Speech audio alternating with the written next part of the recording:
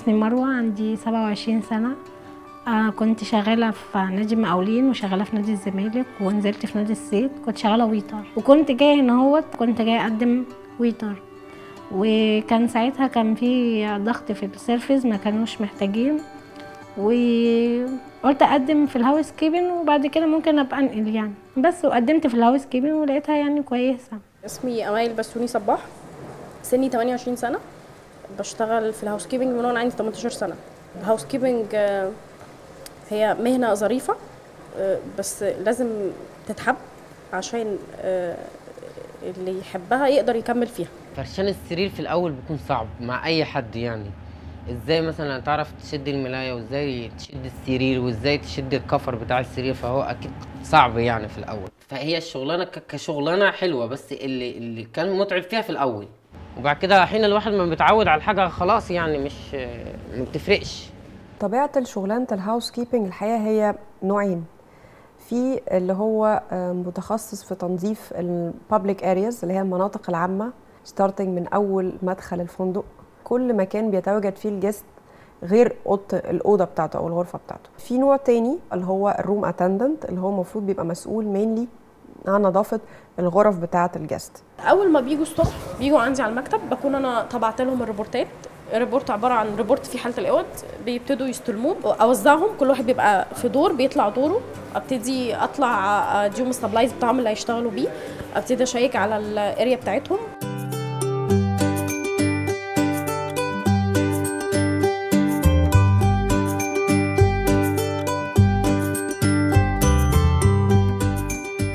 ده التراك بتاع اللي بشتغل بيه، بظبطه وبرص الغسيل، ملايات كبيره وملايات صغيره وكفرات كبيره وكفرات صغيره، وده الكيميكالز اللي انا بشتغل فيه في الحمام. طبعا ببتدي الاول اشرح له يعني ايه هاوس كيبنج، ببتدي اعلمه واحده واحده وخطوه خطوه، حتى في توطيته ان هو يوطي ازاي عشان يحافظ على ظهره، عشان يحافظ على اخر فقرتين عنده. كل حاجه بتركز مثلا على حاجه معينه اللي هي الظهر، زي كل حاجه بنوطي عليها في الظهر. بس هي في حاجات ممكن يعني مثلا تيجي مثلا تقعد تعمل سيريز زي كده، تكون الحمل مثلا كله على رجليه، بتبقى مثلا حاجه زي كده. في الهاوس كيبنج كل حاجه بتركز على الظهر، كل حاجه توطيه. شغل الاوضه ده كان متعب في الاول على فرش السرير مثلا، لغايه ما تعمل حاجه وترجع تاني تنسى الحاجه دي. ممكن يعني كنت المع الاوضه، يعني لمعت الحته دي ارجع تاني المعها تاني لان انا مش فاكر ان عملتها او مش عملتهاش.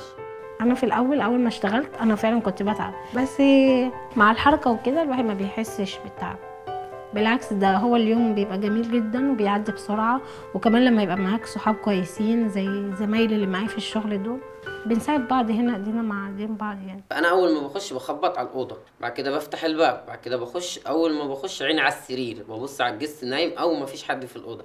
ما فيش حد في الاوضه بخش على طول دايركت على البلكونه، افتح هوي. فبعد كده بلم الرابش اللي في الاوضه، وبعد كده بلم الديرت اللي على السرير، وبعد كده ابدا افرش الاوضه.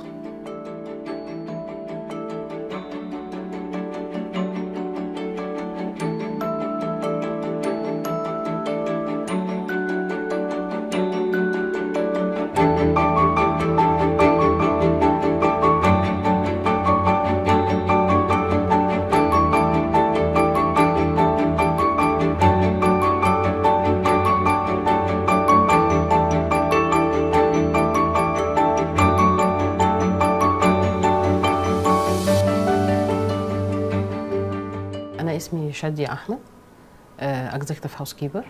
اشتغلت روم اتند تقريبا 6 سنين، وبعدين اترقيت سوبرفايزر، وبعدين اشتغلت سينيور 4 سنين تقريبا، والباقي كنت تريني اسيستنت، وبعدين اتنقلت بقى من اوتيل لاوتيل، جيت هنا اكزيكتيف هاوس كيبر.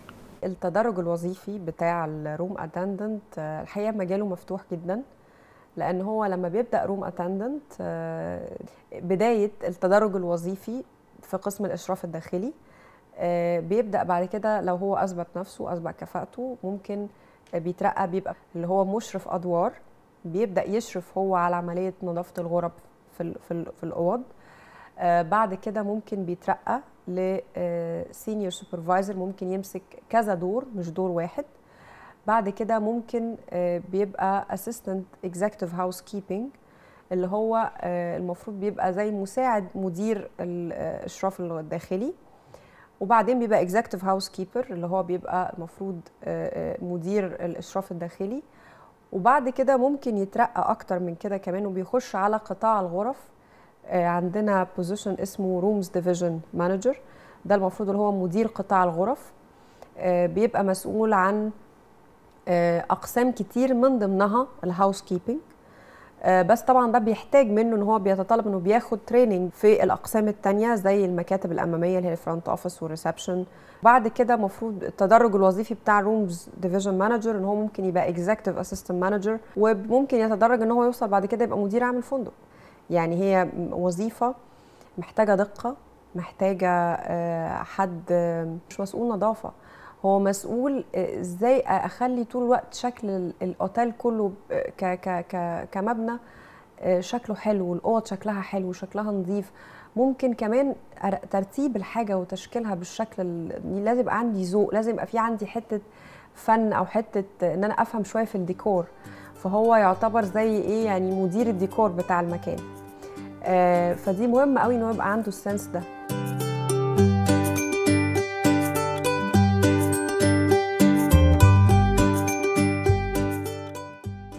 اهم مواصفات الهاوس مان او الهاوس كيبر ان هو يكون عنده الامانه. الامانه دي يعني انا مش هحطها في الهاوس مان، دي من البيئه اللي جاي منها، من طبعه هو اللي جاي منه، ان معلش الجست بيكون سايب محفظته ساعات، ده حكايه الامانه. اما حكايه النظافه لازم هو يعني ما يكون ما بيقرفش عشان هيطلع الاوضه انضف من هو عايزها.